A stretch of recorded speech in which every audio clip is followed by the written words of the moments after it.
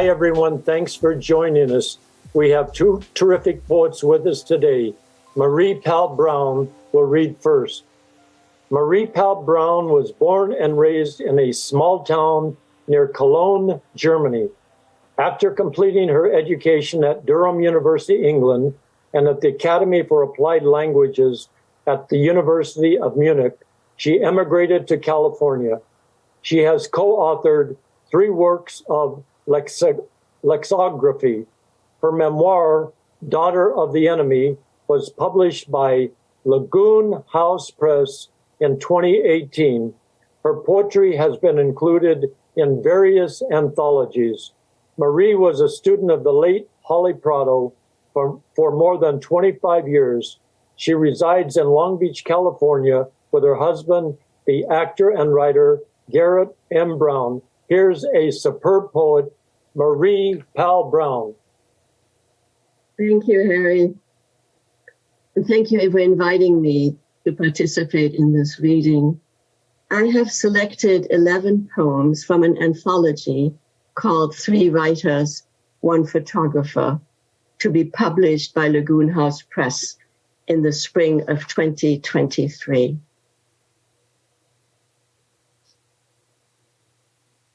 Morning Prayer. I light the Virgin of Guadalupe candle I bought on Alvera Street in the Pueblo heart of Los Angeles. Stir the 100 or so printed cards of daily counsel that I keep in a bowl on my desk. One falls to the floor, face up. Pray, it reads. I draw another. Give thanks. Outside the French doors, hazy light bathes my garden. The sun is a milky disk above the roofs. 3 last blossoms the size of saucers, the ivory of a bridal gown, are left among the bounteous leafage of the camellia bush my mother planted years ago. The magnolia that marks her passing now is winter bare, drawn against the whitewashed wall, its branches knobbed with furry buds. This morning, I see the garden with my mother's eyes, her hands working the soil. Seasons, for David Powell. A white-crowned sparrow hops from branch to branch in the peach tree. It flaps and fluffs its wings for warmth this chilly Christmas Eve morning, then flies away. The tree stands winter naked. One leaf curls from its topmost branch, another hangs twisted from a sawed-off limb. I think of summers when the peach tree bore abundant fruit. More stayed dwarfed, hard as rocks after an early season spurt. Others were foraged in the night by possums nesting in the compost heap. I would watch you through the kitchen window as you took measure of the fruit's slow swelling. Always you would wait to pick them until their color was peach perfect, their firmness just barely giving to the touch. Holding them in your palms like fragile Christmas balls, you would carry them inside, put them on the kitchen counter.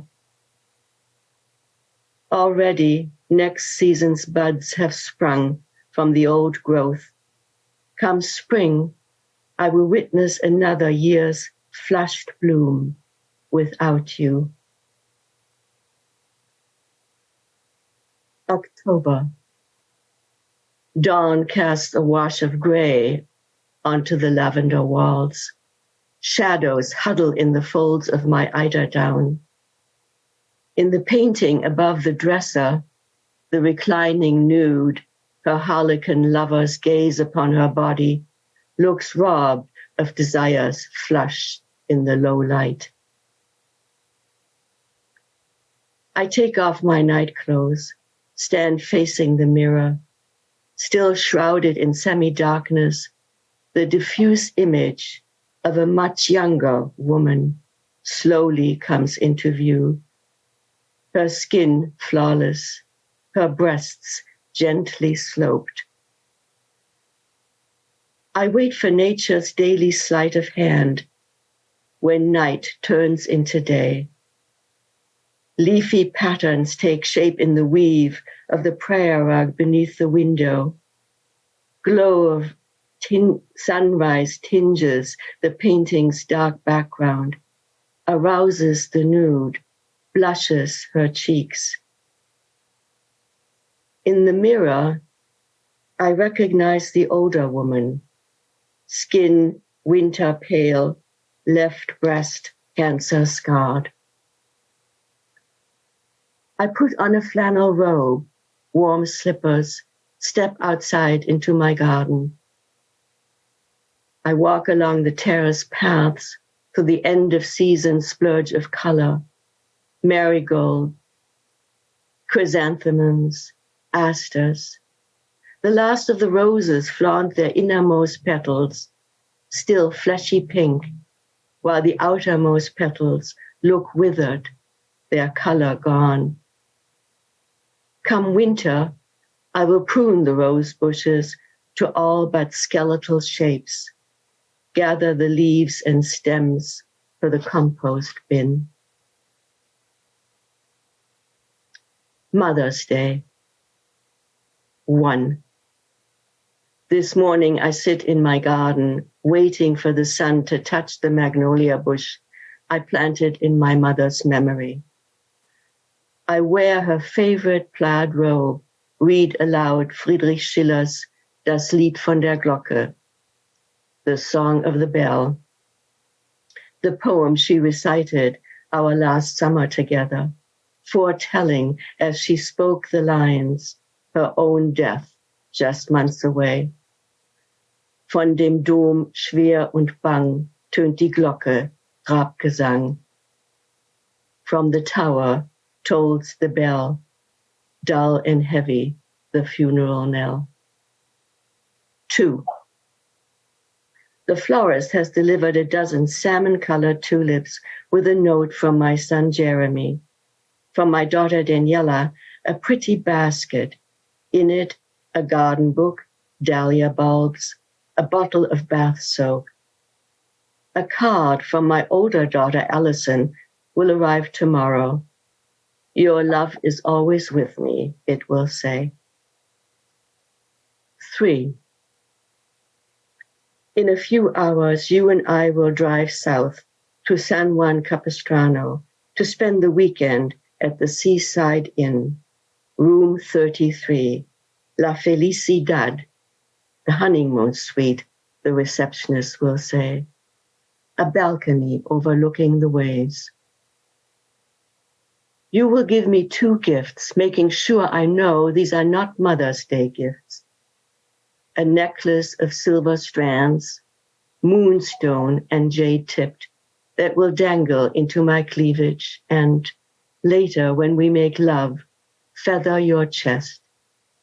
Also, Vita Nova by Louise Gluck, because of the last line in the title poem. It is still spring.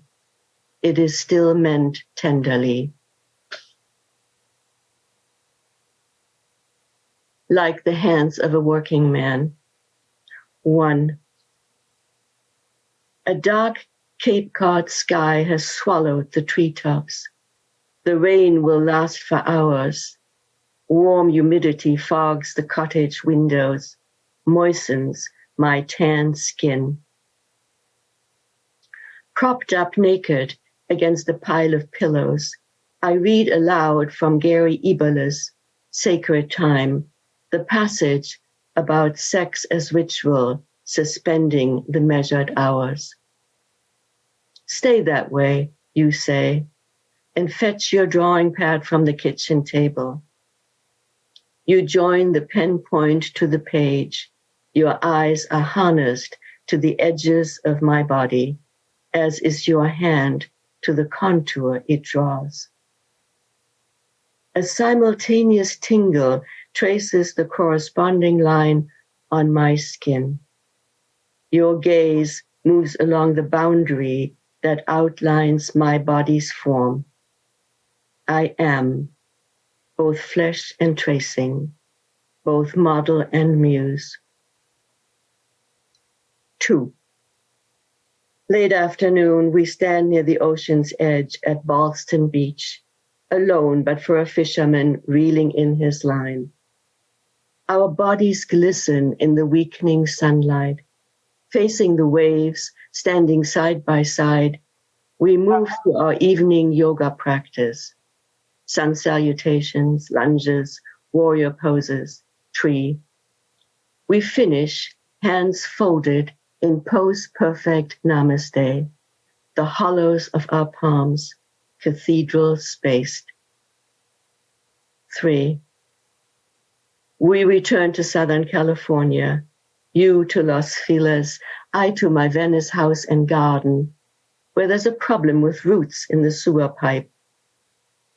A ditch needs to be dug to expose and mend the cracks, a job you offer to do on your weekend visit. Saturday morning, you mark off the area, position your feet, mindful not to trample the plants. Delicately, to preserve the tender root ball, you pull out a young palm near the offending pipe. You clasp the shovel handle, grip sure. You push the shovel into the ground, lift, balance, turn, then tip bladeful after bladeful into the wheelbarrow. Sweat trickles down your temples. You lean your forearms on the shovel's handle. You rub your sore hands, survey the morning's work, pleased. I think of lying with you on cool sheets, your broad hands touching me.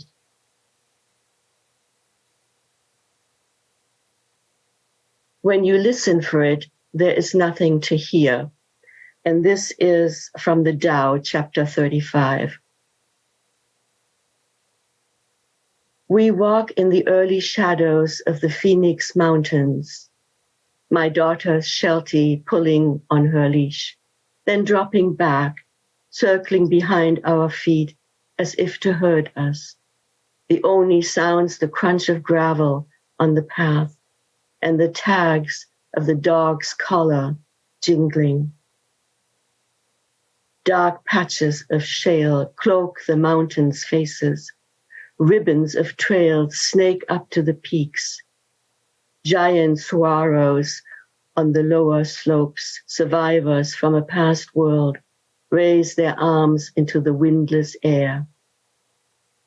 My daughter's health is frail, so we keep to the gentler flats, walk at a measured pace, follow a loop through spent desert grass. We cross dry arroyos of rock and driftwood, washed up by last summer's monsoon. I look up toward the mountains. I plead for answers to questions I dare not ask. My anxious glance strokes the scar, still pink and welted, above the left temple on my daughter's shaven head. The mountains keep their silence. Late afternoon in the time of Corona, I sit musing at my study window.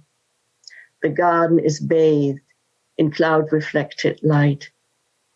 The eucalyptus grove, the pepper tree, the California live oak, none cast a shadow. In the yin-yang shaped patch of society garlic, this year's first cluster of lavender stars sways on a single stalk. The lowliest plants in my garden, come June, will flaunt a sea of color, rising and falling in the breeze from the lagoon. A gossamer web floats among the mute chimes on a shepherd's hook, abandoned to wind and rain. Just beyond the garden gate, on the woodchip path along the lagoon, a man passes.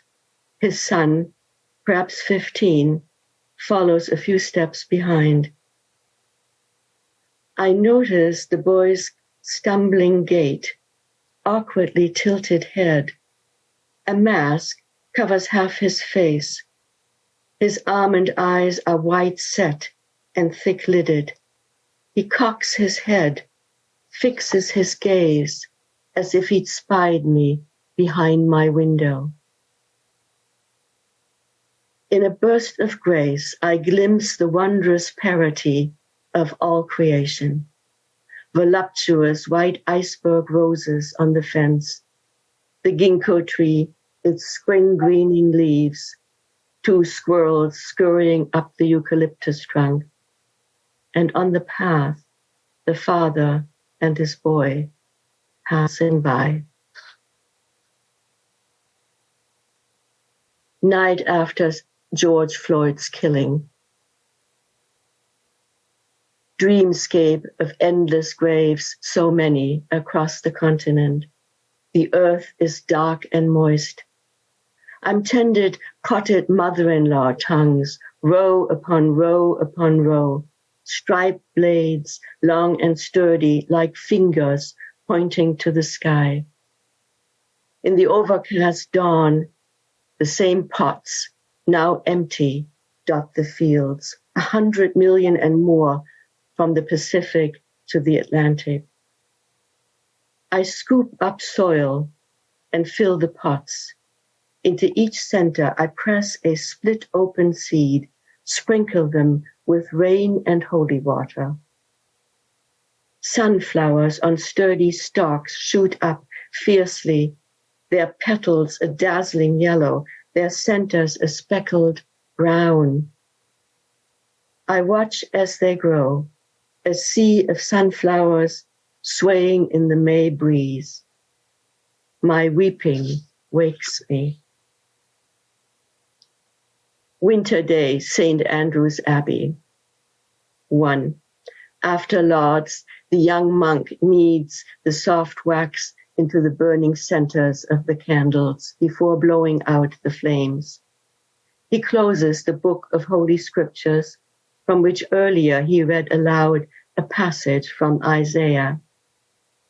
He carries the lectern to the far side of the monks' pews. Passing the altar, he bows, then raises his head to the Mexican folk art crucifix. The worshippers gone, only I remain kneeling in the pew. Sunlight bursts through the stained glass windows. From the organ, a final postscript, crescendos, then silence. The young monk turns. He meets my gaze. 2. The sinking sun has smeared the sky with smudges of purple and orange above the foothills. A cloud, diaphanous as a widow's veil, spreads an ashen cast over what had been the apple orchard.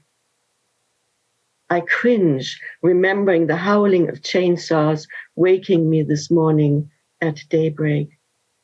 Now tree stumps and gnarly roots, yanked from the earth, lie sprawled beside open craters, amid tangles of dismembered winter branches and sawn logs.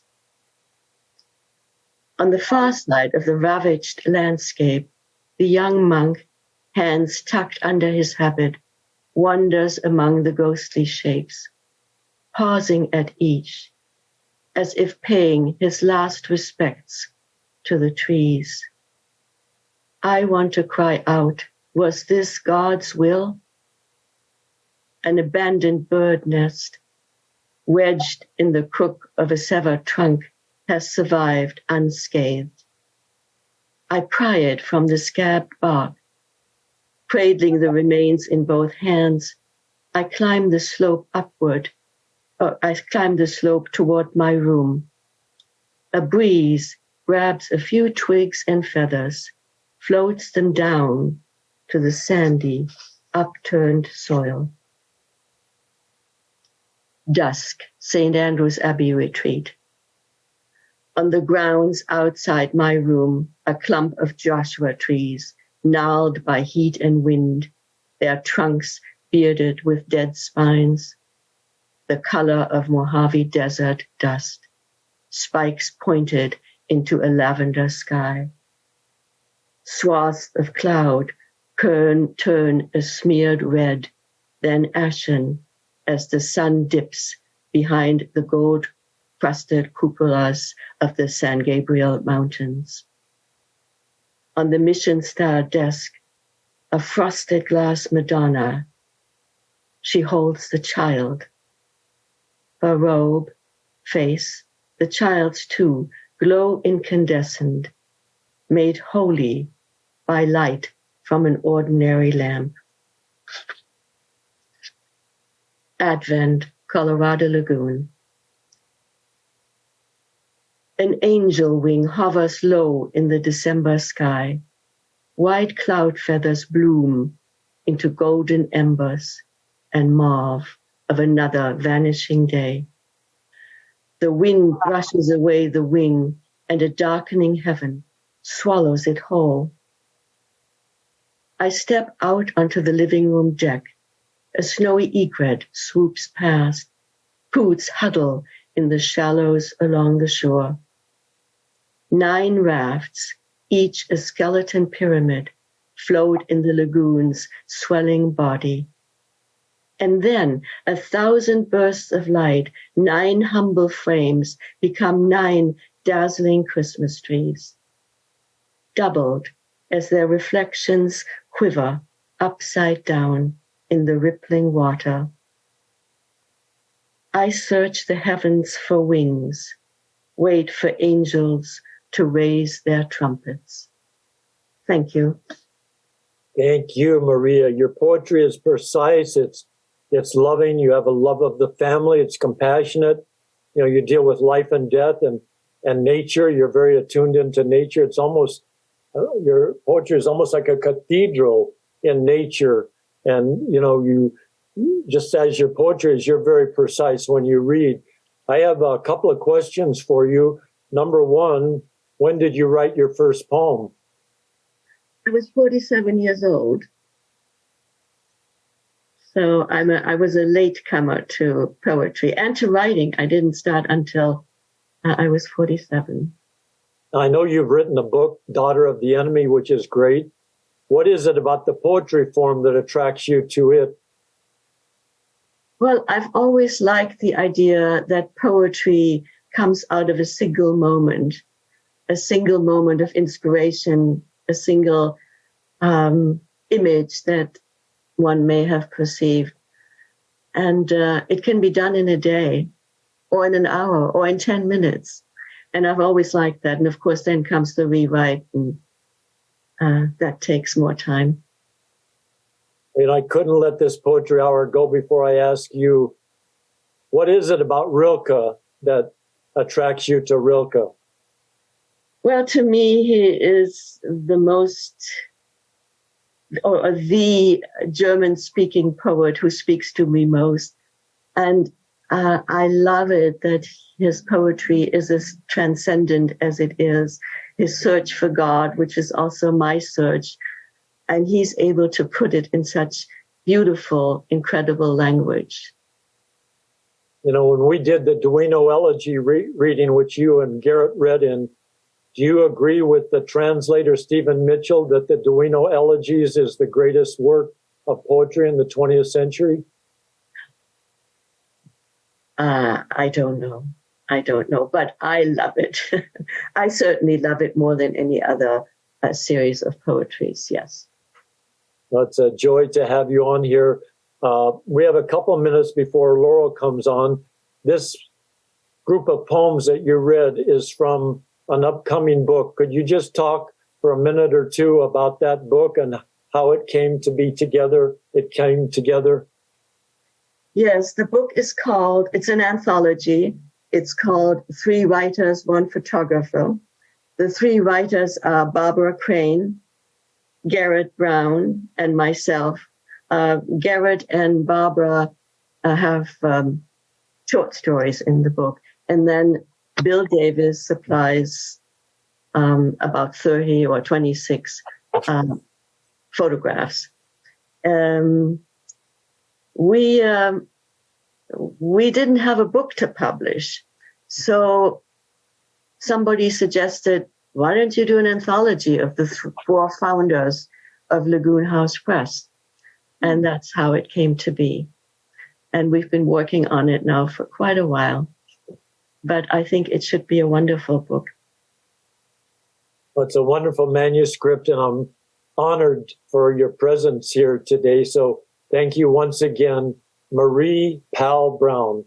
Thank you so much, Harry. And our next poet, Laurel Ann Bogen. I will read her intro.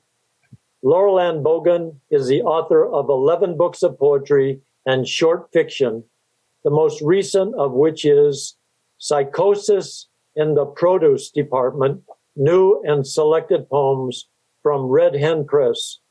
A native of Los Angeles, she was an instructor of poetry and performance at the Writers Program at UCLA Extension from 1990 to 2021, where she also received an Outstanding Instructor of the Year award.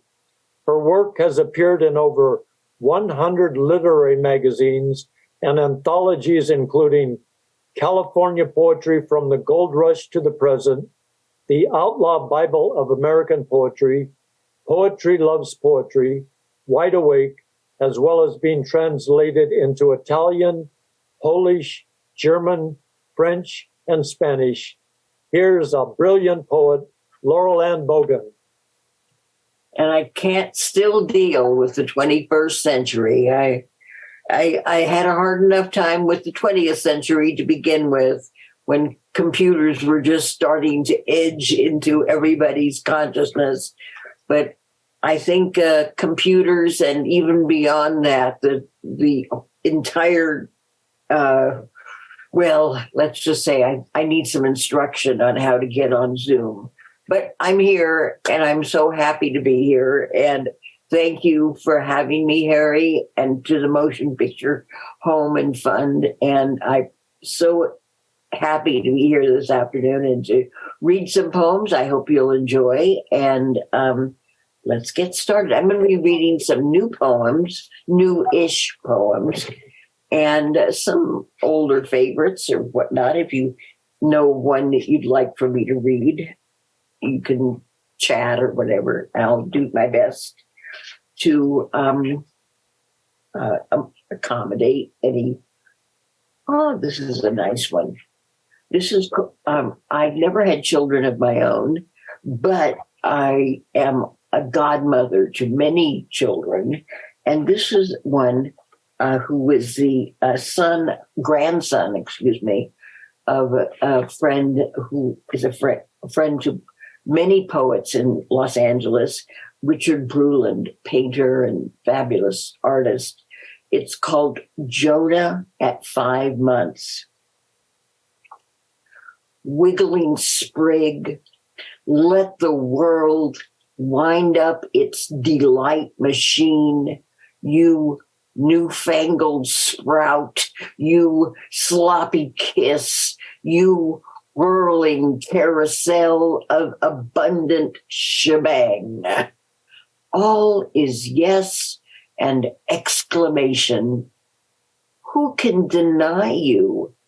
Not the wind humming its lullabies in your ear at night, or that October sun waiting for you each morning, all butterscotch and honey. Let it spill over, ooze gold laughter and joy. Sweet, sweet joy.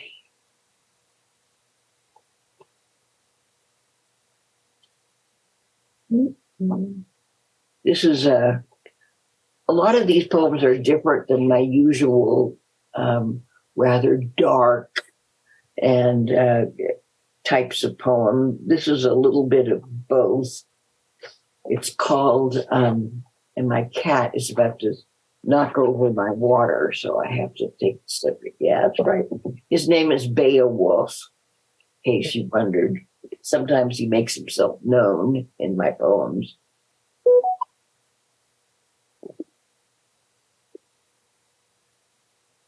It's called In This Place, But Not of It.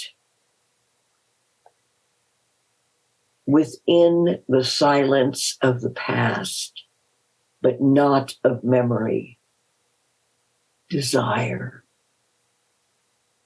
I call out, speak to me, and wait in the silence for more silence. No echo, but palpable darkness surrounds me with webs hidden from sight. Part of this place, but not of it. The distant pinprick of transfigured light narrows through caves of my own making. There is no happiness in this. Unaware of self, let go the wounded self.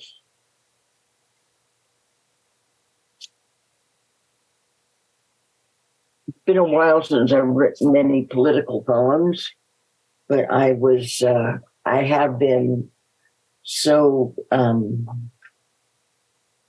I'd say mesmerized by the problems going on between Russia and Ukraine. My father was the first one in his family born in the United States. My grandparents and my aunts and uncles, because my father was the youngest, he was born in the United States. My aunts and uncles and grandparents came from the Ukraine. And so I did not know them as young people, but I do have ties to the Ukraine. And so I've been sending, as I call it, beams of Bogen over there, hoping to God that everything is going to, go through a peaceful transition. This is called Ukraine 2022. The haggard man still stands, raises his fist, spits, roars back at the rutting threat, 2, 3, 4 times larger under God. With justice and liberty is no small feat. The unsuspected threat, the pushover with steel core, plow us down, and again we rise, weeds, common as breath. I think we need a little something a little bit lighter now.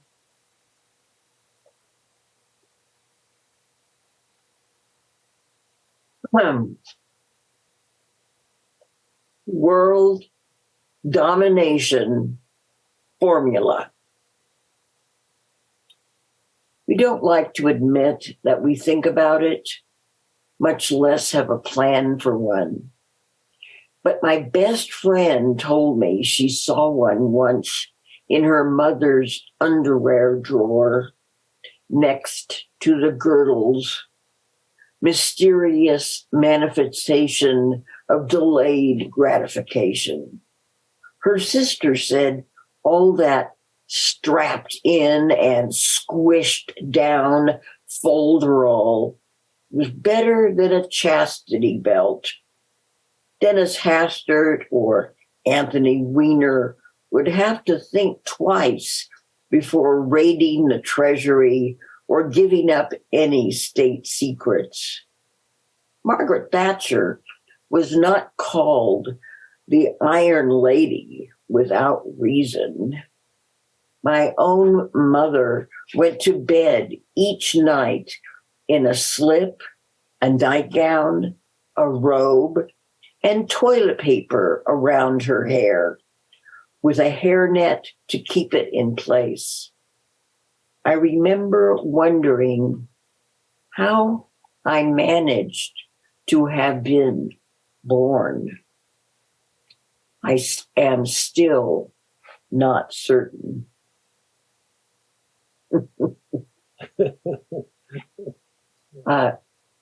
There's a new anthology that just came out. It is called Beat, Not Beat. And it's an anthology, just came out like this month. It's an anthology of California poets screwing on the beat and post-beat tradition. It's edited by Rich Ferguson, S.A. Griffin, Alexis Roan Fancher, and Kim Shook. And it's a really interesting anthology. It's got all kinds of people, like, oh golly, some with us and some not. Amy Gersler, Charles Bukowski, Robert Haas, Scott Wanberg, Michael C. Ford, Kim Addonizio. Anyway, there's something in this book for everybody. Peter Coyote, Suzanne Lummis, lots of Diane DePrimo, Will Alexander, something for everybody's taste. So I'm going to read one of my poems in this book. It's called Lullaby for the Imagined Child. I never water my plants, so what makes you think you would be any different? It's not that I did not try. The first attempts were an orchid, a gift that required a commitment and directions to be followed. I followed. Then the amaryllis, the hydrangea, 3 types of ferns, caveat emptor, they say. I knew I would make even the most prickly cactus shrivel. I have no manual, oh zygote, oh whim of imagination that could sprout offspring that thrive. Much rather sprout poetry, croon, hush little poem, don't you cry, Mama's gonna sing this lullaby. Much easier to birth, to care for, to put down and shelve.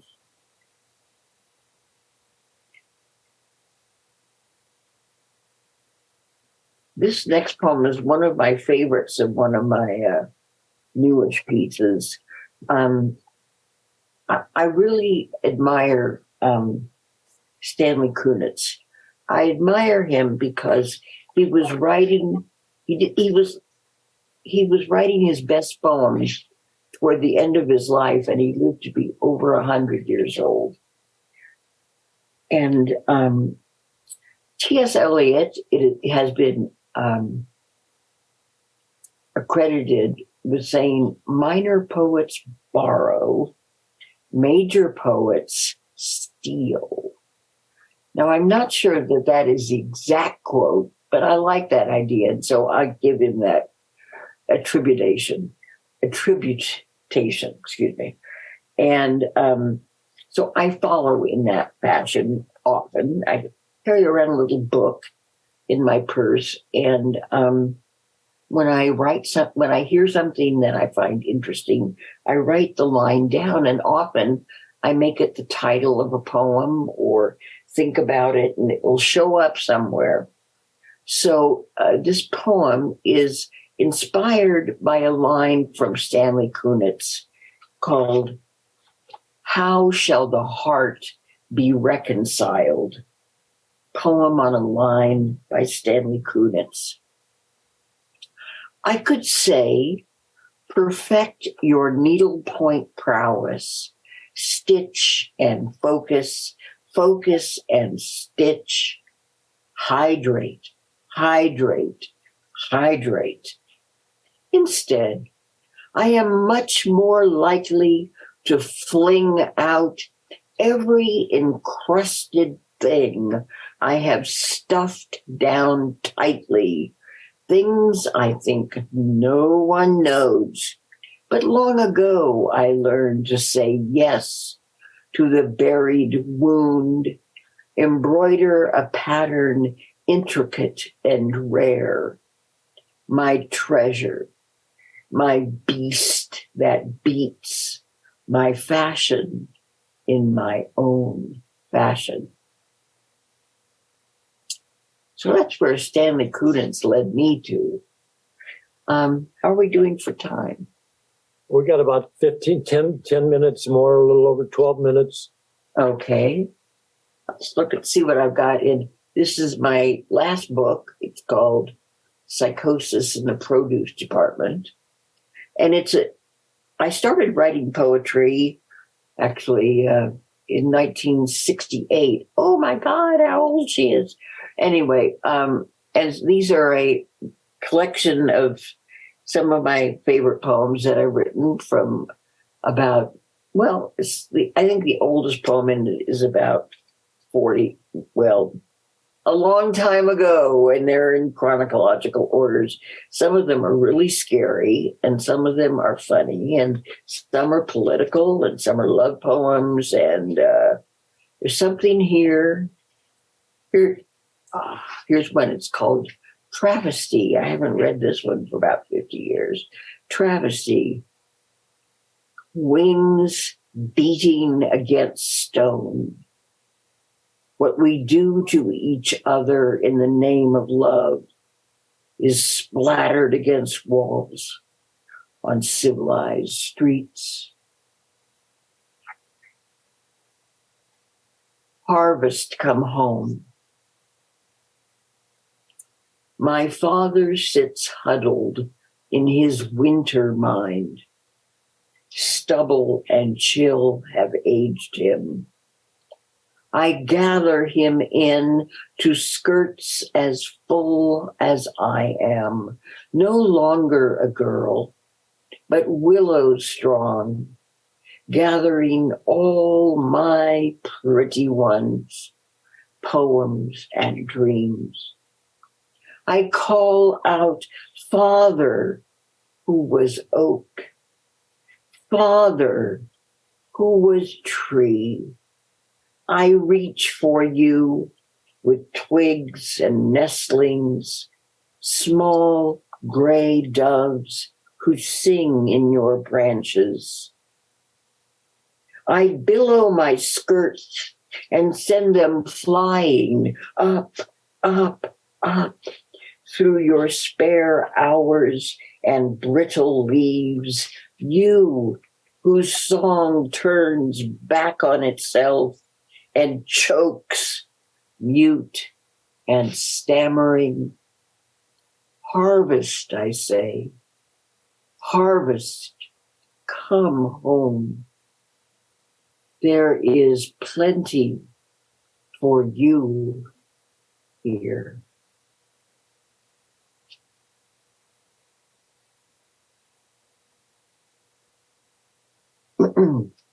Vulnerable street. You have no idea but gear and shift, engine ramming the dark. The moon has no lock as you race down vulnerable street. In the twilight, your hair flies like an exclamation. Forgive me, it wails. Such consideration is the stuff of barricades, the cinder blocks I stack one by one against you.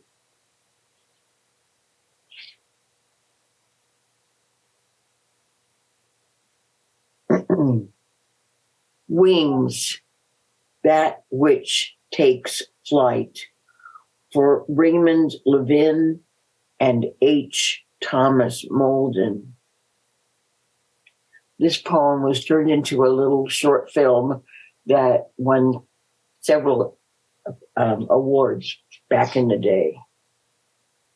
We return to ourselves gradually, peel layers from layers and squares of rice paper.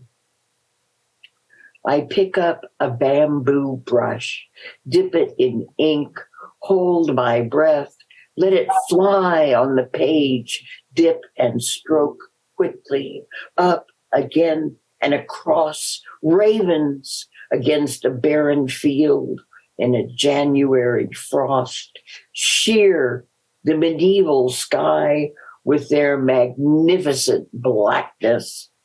They arc and crest, cut the air deathly above this walled city, leave a gash in their stead.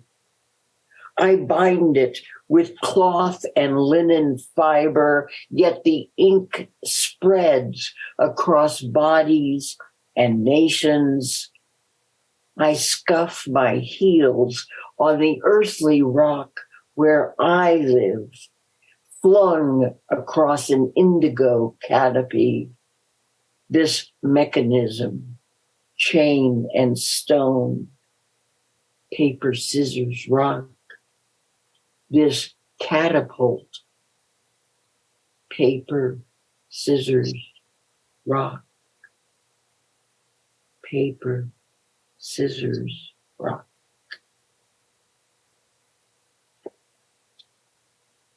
And this is a poem called My Celluloid Heroes. In whose dreams will these stars shimmer 100 light years from now? Their blown up images snipped of imperfections, the errant mole, and ingrown hair where paste does not pass for diamonds. Confined by fame, Pilates, and exfoliation, tucked in canyons behind gated walls. Some corner the market on chihuahuas. Others collect bags of kudos. They tell me Rodeo Drive is a state of mind. As for mine, it skims along Hollywood Boulevard like a chauffeur. From the back seat, I hear my voice at home in the shadows. I don't want to sleep yet, Bogen. Drive. I can see and not be seen, invisible to a world in which I was born. Now you see me.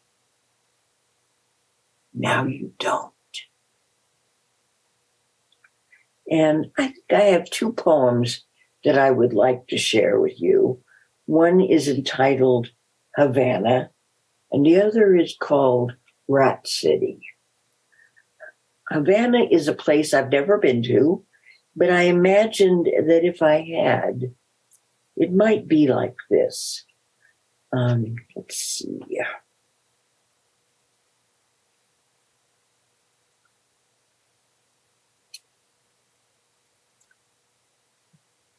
I've collaborated with many artists in many different art forms. This one was also turned into a short film and did not have the one. It's not the one that was with Robert Redford. This is one that was by some local actors and artists. And I imagined it would be something like this. Havana. Damp gardenias pause. This night, Havana. Your name a sigh, rolled on the thighs of bronze women. Istanbul, Cairo were discarded like petals. This is my season of Havana. Once I held a black ink pen and wrote a word I scarcely knew, H. You emerged unsettled, H. With each letter, V followed this day's vivid streets. A, to find me here. N, it is for you. I paint my lips coral. A, it is for you. Havana, you lick into corners of the red night, drunk on Cuba Libras and sugarcane water, tango, samba. The scratch of phonograph beguiles the blood to begin tissuing off of taffeta, corset, stockings. You move against me, your face, a muzzle, a gun, a circular fan, click seconds, te amo. Your black curls shake, and my hair shakes. Yes, we rise from ashes of the night, dress and leave. We do this again and again. Havana, you are all they warned me about, more than the sum of myself and my others. More than that, more, you are every drug, liquor, and sin that was whispered among young girls, and still I choose you. You take me down pungent streets. This is a street of orchids where you wooed me with ambiguous dilemmas. This is the street of hibiscus where I sweep my hair away from my face and memorize lips tangled in strands. Here are mango, indigo, papaya, slow streets that move with sweet intoxication until your tattoo appears on my shoulder and the stretch of our bodies pads like cats, the curve from waist to hip, the round of belly, the knowledge of muscle. Must I divulge my secrets? This is hard time, Havana, a time when the wind blows black and your name appears on a park bench. You beckon from the smokestacks of Pittsburgh and the windowsills of Manchester and are gone. I took you home, folded you away, a bureau where your name breathes, a hot wind blowing Havana. And last but not least, Rat City. I wrote this poem when I was working at the Herald Examiner newspaper, no longer with us, but another place. And I got off with it. My shift ended about 1 or 2 in the morning. And I wrote this about the Los Angeles that I knew at that time. It's about 1976 or so. And Harry, you kind of show up in this poem, but I didn't know you then, or barely, in fact. And it wasn't really you, but the character in the poem is named Harry. Okay. Rat City. It was a cold night, colder than a lover's eyes when she tells you it's no longer good. And Harry, He was just warming up to some cheap whiskey and a winette he picked up at Johnny's Shrimp Boat on 3rd and Main. Saturday night. Saturday night, and the boys are out. Saturday night on the edge of a dream in Rat City. So Harry, he got by sweeping floors at the Main Street gym, stealing rubbing alcohol when things got bad and he couldn't cop a swig. And he was ready. He was ready for the night like a fence for a patsy. He put his hand on Mary's ass. They were all named Mary. And he says, "Baby, don't you know I just love you?" And she smiles like she heard it all before, but it's always the first time and it's always the last time. And she believes it anyway, because Harry, he has a dream and a fifth, and it's Saturday night, and the boys are out. Saturday night on the edge of a dream in Rat City. Man, there ain't nothing stopping us. Ain't nothing keeping us here. I got vision, baby. I got vision, clear and simple. There's a place over here, a place I want to show you, where guys like me make music to the wind and blow this town ragged.